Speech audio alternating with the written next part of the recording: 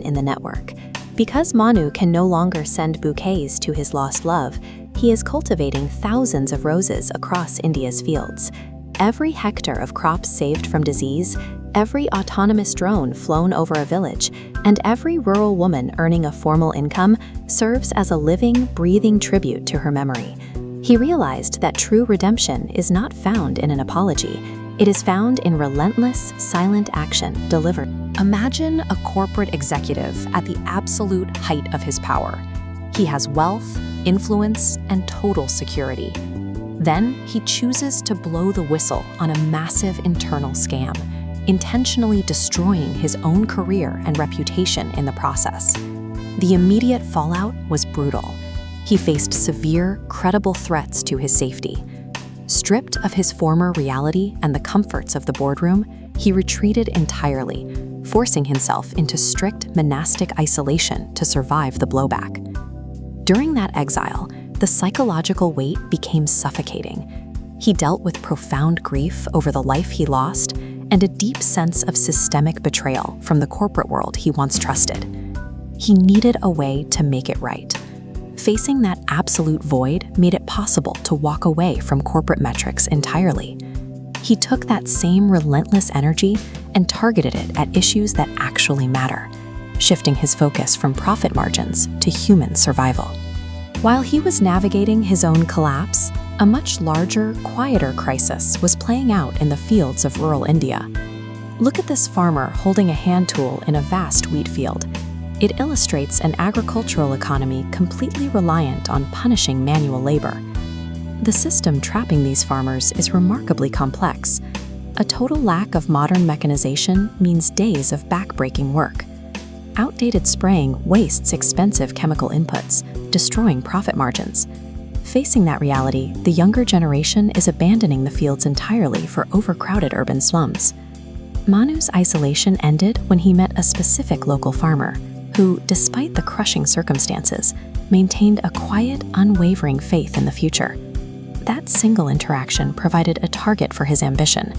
He channeled his aggressive corporate drive directly into solving this agrarian trap. He realized rural India doesn't require another underfunded charity program. It requires a highly engineered technological overhaul, driven by fierce devotion and a personal need for atonement. The solution he built is called MILU, the Mission for Inclusive Livelihoods and Upliftment. You can see the concept in the stark contrast right here. A modern, multi-rotor agricultural drone sitting directly next to a traditional wooden hand plow. MILU is a phygital bridge, combining physical hardware with digital software to deliver urban-grade technology directly to the village. The network's physical backbone is the HAL Center, 1-acre drone ports acting as rural command centers. Inside these containers, the entire hardware lifecycle is managed, housing authorized sales showrooms, simulator labs for training pilots, and specialized repair bays keeping the fleet airborne. The drones operating out of these hubs, known as MegDev, deliver immediate agricultural advantages. They execute precision GPS spraying that cuts chemical usage by 40%. At the same time, they use artificial intelligence to map crop health, reading the light reflected off leaves to spot disease before it destroys the harvest. Tying all of this hardware together is the digital layer, the MILU Super App. Through a single interface, accessible even by voice on a basic feature phone, farmers can secure crop financing, check live Mandi market prices, and book local soil testing. This diagram shows exactly how that ecosystem functions. It's a 4-layered digital architecture that routes data between the farmer's app, the drone operator's device, large institutional buyers, and a master administrative system. It decentralizes deep tech and places it directly into the farmer's hands. But the hardware only works if there is a local workforce to operate it. The women working in these fields, along with local unemployed youth, are actively recruited and trained to become certified drone pilots. This training feeds directly into a service rental model. Instead of renting out physical labor by the day, these pilots manage their own service bookings through the app. By controlling their own flight schedules and client contracts, they operate as local tech entrepreneurs using MILU's infrastructure. The reality of executing this, however, was a nightmare. The initial rollout faced severe logistical friction, hardware malfunctions and extreme weather, and deep skepticism from communities exhausted by broken promises. The operational chaos drained the company's resources and exacted a massive emotional toll on the team. The entire multi-billion-dollar vision teetered on the edge of total collapse. Scaling a physical and digital network across rural India guarantees friction. Enduring that chaos became the ultimate test of the founder's resolve, to see if his motives were genuine or if he would abandon the fields when the metrics looked bad.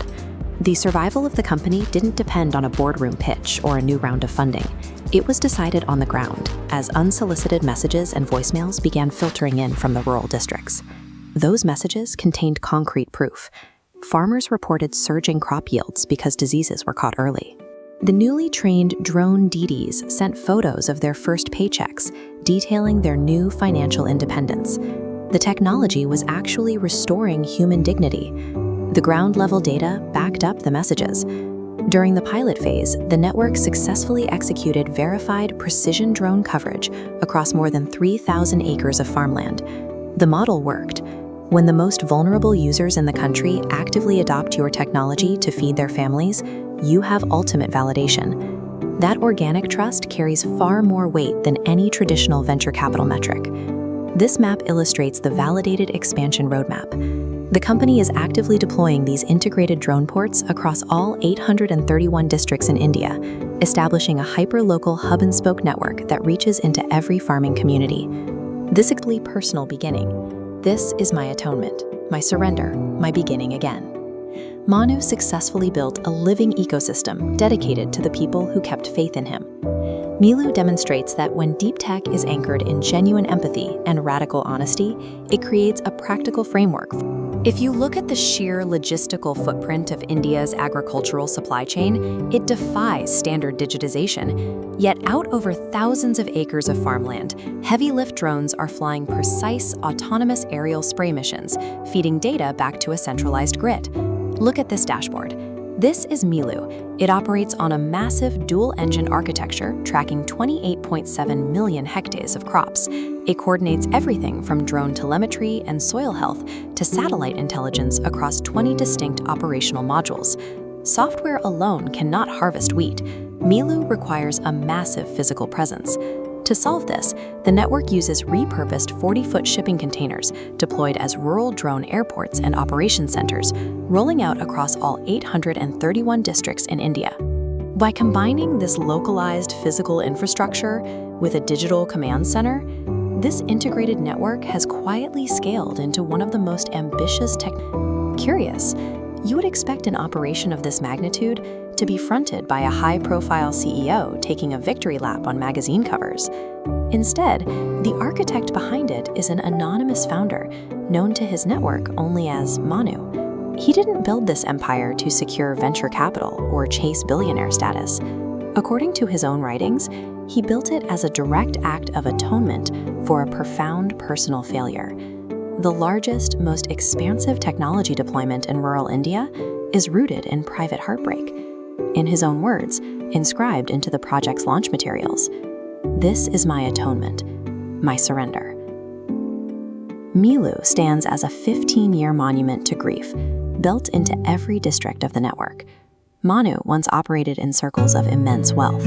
After acting as a whistleblower to expose a massive financial fraud, he retreated from that life, adopting a monk-like devotion to building agricultural technology. But the silent pressure of building this infrastructure consumed him. In his obsession with the work, he failed to protect the one person who kept him grounded, the person who awakened his drive in the first place. Standing at the edge of absolute ruin after losing her, he made a radical choice. He destroyed the existing, impure version of his work. He rejected every shortcut and decided to rebuild the entire system from scratch. He chose to take his new personal moral vows and hard-code them directly into the software architecture of the platform itself. History. He anchors his daily reality to the simplest shared memories of their early struggle together, often just a simple bowl of Maggi noodles. And a dark green Mini Cooper, once a shared personal dream, waits untouched in a showroom, a symbol of personal ambitions completely abandoned for the sake of the mission. The creator of a national aerospace and artificial intelligence empire lives intentionally without the spoils of his own success. There is one final symbol hidden in the network, Because Mannu can no longer send bouquets to his lost love, he is cultivating thousands of roses across India's fields.